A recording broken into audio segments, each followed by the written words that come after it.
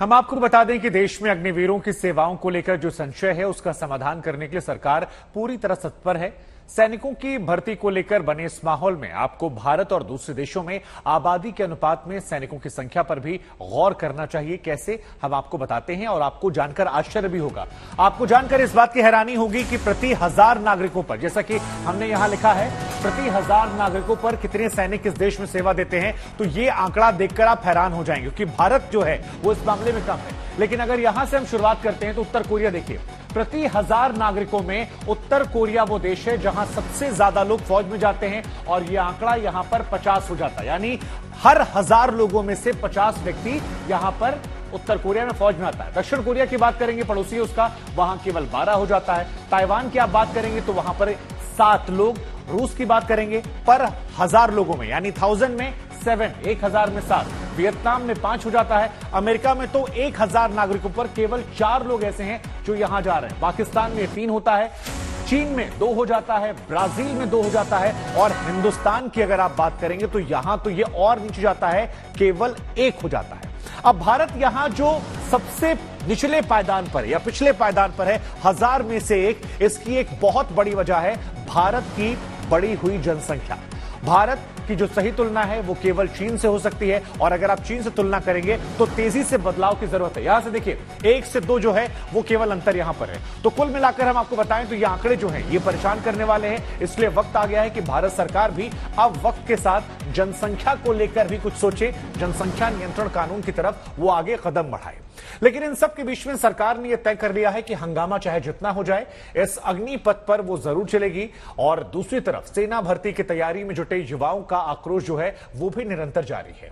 इस स्कीम में वो कौन सा फैक्टर है जो सामने आने की चाहत रखने वाले युवाओं को समझ में नहीं आ रहा, क्योंकि सेना में ये तमाम जाना चाहते हैं लेकिन उन्हें क्या समझ नहीं आ रहा। लेकिन सेनाओं के जो प्रमुख हैं, सरकार में शामिल मंत्रियों, नेताओं, प्रवक्ताओं को यह बात ठीक ठीक समझ में आ रही है। जिस योजना को सेना के अलग अलग अंगों के प्रमुख सेना के भविष्य की जरूरत बता रहे हैं, वो युवाओं को जल्दी रिटायरमेंट की तरफ धकेलने वाली स्कीम नजर आ रही है। सेना से जुड़े इस मुद्दे पर सरकार का फैसला समझाने की लगातार कोशिश जो है वो army chief Manoj Pande, navy chief admiral R Harikumar और air chief marshal V R Chaudhary लगातार कर रहे हैं। उनके तर्कों और विरोध में उठ रही सेना के पूर्व अधिकारियों की आवाजों को हमने अगल बगल रखकर इस समस्या का एक बारीक विश्लेषण किया है। हम आपको यह विश्लेषण भी दिखाते हैं।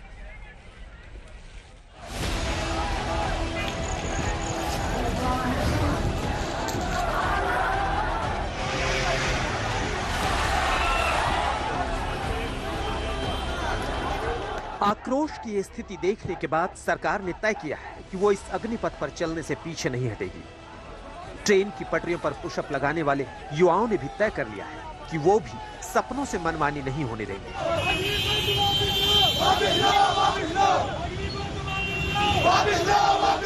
अब सवाल यह है कि सेना के भविष्य के लिए जरूरी क्या है। सेना को एक ऐसा सैनिक चाहिए जो परिवार को देश और सेना के भरोसे छोड़कर 15 साल तक देश के लिए जान देने का जज्बा लेकर आता है, या फिर वो जो 4 साल में 6 महीने की ट्रेनिंग, 3-4 महीने की छुट्टियां और फिर मात्र 3 साल की नौकरी करके 11 लाख घर ले जाने के मकसद से आएगी। युवाओं का सवाल है, मेरी यह राय है कि उनको ये स्कीम के बारे में पूरी तरह अभी तक जानकारी सही तरह से मिली नहीं है।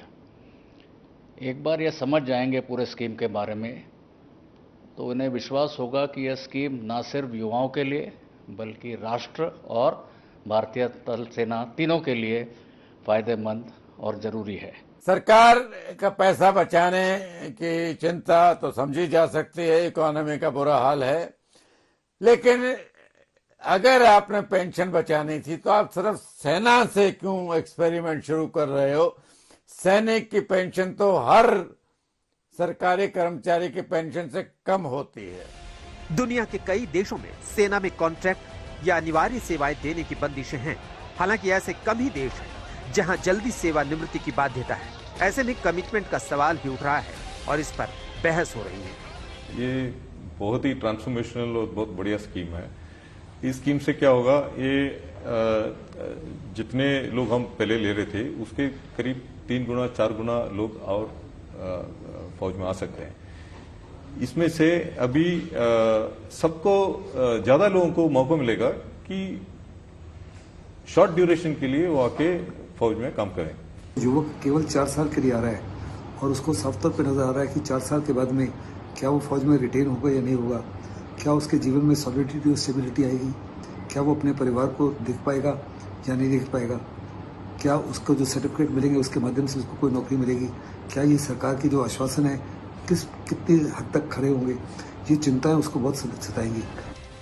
सेना में भर्ती के लिए दिन रात मेहनत करने वाले युवाओं के लिए सेना एक पंथ 3 काज जैसा है।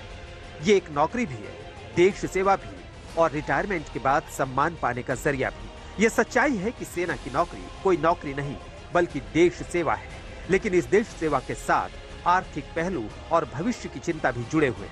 अग्निपथ से गुजरकर अग्निवीर बनने वाले युवाओं को पूरी बात समझाना अपने आप में अग्निपथ है। इस योजना में भर्ती की आयु 17.5 से 21 साल रखी गई है।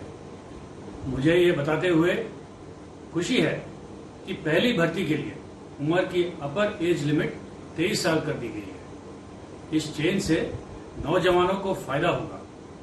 मुझे भरोसा है कि युवा बड़ी संख्या में भर्ती के लिए अप्लाई करेंगे। आने समय पर 100% जो परमानेंट भी जो हमारे सोल्जर्स होंगे वो अग्निवीर के सिलेक्शन के थ्रू ही जाएंगे। तो जिस तरह से हमारे रेजिमेंट्स और पलटन के जो हमारे ड्रिल्स हैं उसमें बहुत जल्दी सब घुल मिल जाएंगे और टास्क और ऑपरेशनल इफेक्टिवनेस सबसे आगे है। किस तरह से उस ऑपरेशन को सही अंजाम देना है वो अग्निवीर और हमारे एक्सपीरियंस सोल्जर मिलजुल कर टास्क करेंगे। अग्निपथ स्कीम को लेकर युवाओं को चिंता है उनके करियर की, उनके परिवार के भविष्य की। 24 साल की उम्र में रिटायरमेंट के तमगे की और सेना के पूर्व अधिकारियों को चिंता इस बात की है कि स्कीम सेना को किसी कॉरपोरेट की तरह कॉन्ट्रैक्ट सैनिकों की भर्ती पर मजबूर करती है, जो सेना की परंपरागत मान्यताओं, भरोसे और देश के लिए मर मिटने के जज्बे को कमजोर बनाती है। आज तक ब्यूरो।